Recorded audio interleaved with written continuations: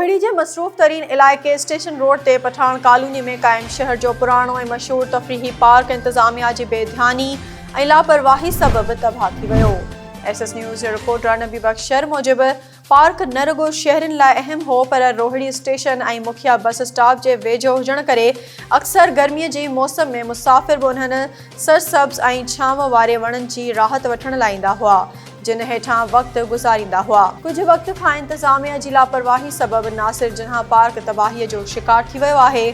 जिन्हा पार्क में एक भी छांव वारो वण न बचो आहे, न गुल हुआ ऐं न बूटा बचा आहिनि। बेंचुनि खे भी नुक़सान पहुतो आहे। सियाहन लाइ लगल लाइट जो निज़ाम भी नाकारा बणिजी वियो आहे, जंहिं सबब पार्क में ऊंदाही नज़र अचे थी, जॾहिं त पार्क जी चैनी दीवारुनि में लगल लोही ग्रिल्स भी अमले की गैर हाज़िरी सबब चोरी थी वियूं आहिनि। शहरन डिप्टी कमिश्नर सखर खां मुतालबो कयो आहे त जिन्हा पार्क की तबाही जो नोटिस वठी ज़िम्मेवारनि ख़िलाफ़ कार्रवाई कई वञे ऐं पार्क खे असल हालत में बहाल कयो वञे।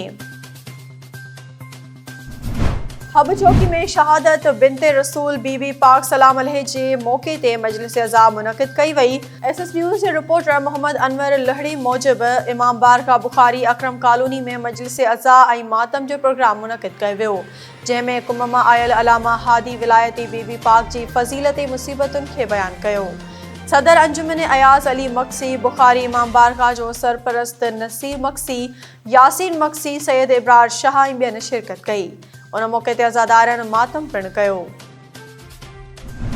कोट गुलाम मोहम्मद में कणक की ब्लैक मार्केटिंग गरीब पोरियत माण्हुनि जो जीअण जंजाल करे छॾियो। अटे जो अघ 4800 फी मण, जॾहिं त गिही ऐं खंड समेत घर में इस्तेमाल थींदड़ सामान जा अघ आसमान सां ॻाल्हियूं करे रहिया आहिनि। SS न्यूज़ जे रिपोर्टर भगवान दास मूजिब अटो महांगो थी वञण सबब गरीब मज़दूर माण्हू एक वेले की मानी खाइण ते मजबूर आहिनि।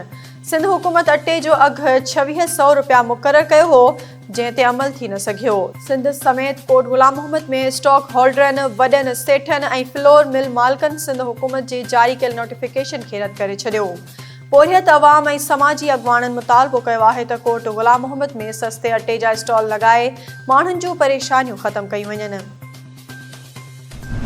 नबीसर रोड में समाजी तंज़ीम के सहकार से गरीब ऐं मुस्तहिक 250 माण्हुनि में कंबल ऐं बिस्तरा विरहाया विया।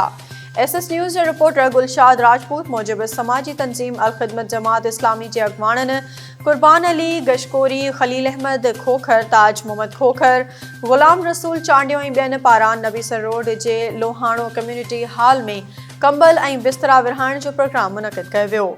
उन मौके ते अॻवाननि चयो त साॻियनि इलाइक़नि में राशन, मच्छरदानियूं, ख़ैमा, पीअण जो साफ़ पाणी तोड़े ॿियूं शयूं विरहायूं आहिनि, जंहिं करे मुतासिर माण्हुनि खे कुझु रिलीफ मिली सघियो आहे।